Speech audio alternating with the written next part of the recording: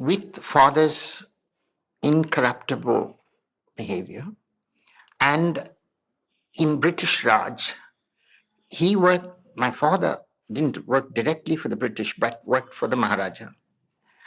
The salaries were never munificent, and when he retired, government completely stopped any pension for him and his colleagues because of the following situation, what one might call the banality of bureaucracy.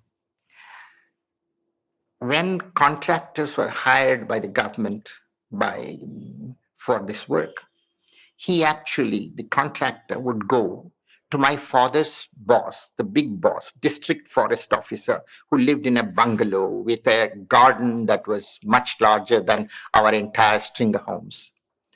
And he would say, "Salam Saab, I have come to request you. I've been hired. You know me for years.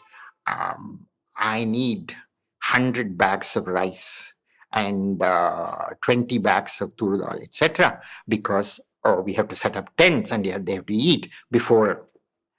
So DFO would say, "I will tell Mr. Rangacha being my father." And he would call up Mr. Rangacha and say, "Rangacha, you're a kudi.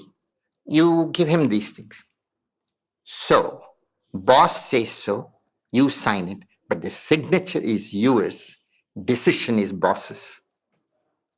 And every once in a while, one of those contractors disappeared from the face of the earth next week because they were in the forest. When father, first having spent 3 days, came back home and went back, there wasn't a sign of anyone. They would have run away, sold those things all. So when they retired, for a group of these forest rangers, the government said, "You are responsible for the loss incurred here because your signatures are there.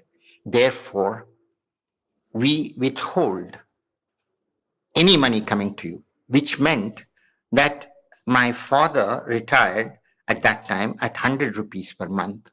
He was supposed to get that as pension. We got 0.